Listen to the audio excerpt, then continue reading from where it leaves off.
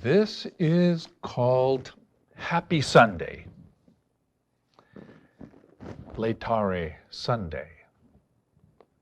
While there isn't a lot to be happy about in these times with this pandemic and all, there is joy in Kansas because the remains of a native son, Father Emil Capon, have been identified.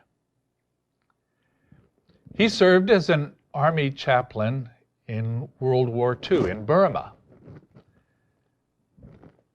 After a few years in civilian life back in a parish in Kansas, he volunteered for military chaplaincy again.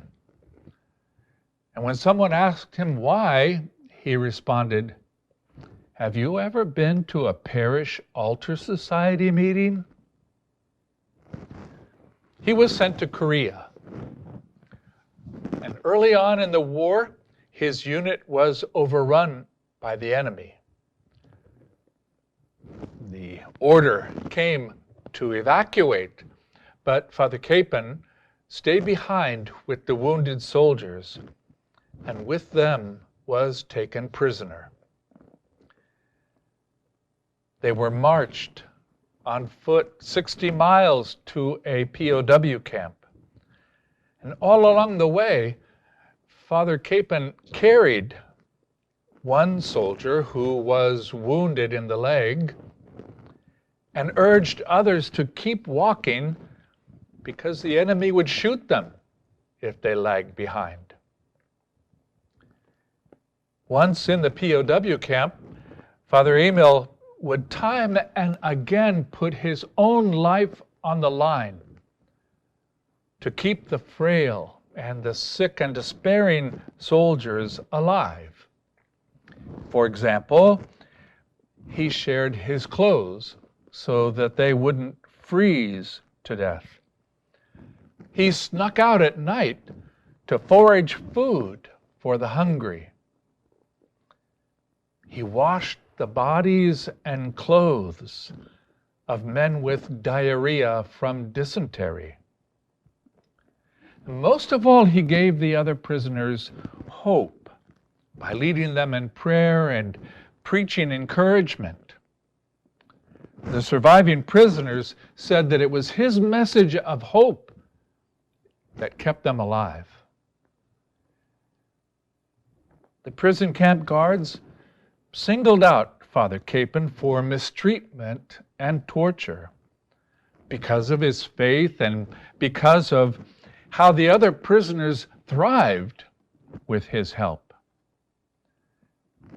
As a result, he became deathly ill. When the guards came to take Father Emil to the death house, the POWs were upset to know that their chaplain was soon to die. But he told them, "I'm going where I've always wanted to go, and when I get there, I'll pray for you."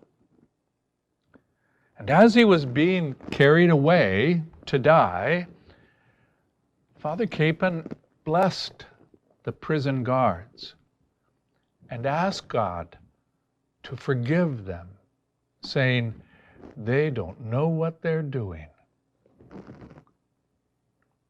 He died and was buried in a mass grave along the Yellow River.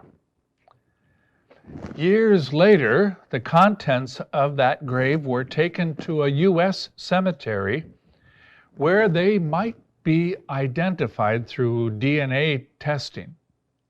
And that's why there's joy in Kansas, because that process identified his remains. But joy is not just for Kansas, and not only because of Father Capon. In our second reading today, St. Paul says that all Christians receive the gift of new life in Christ. There's a cause for joy. They receive the gift of God in order, like Christ, to live, to give life and cheer to others by our good works. The story of Father Emil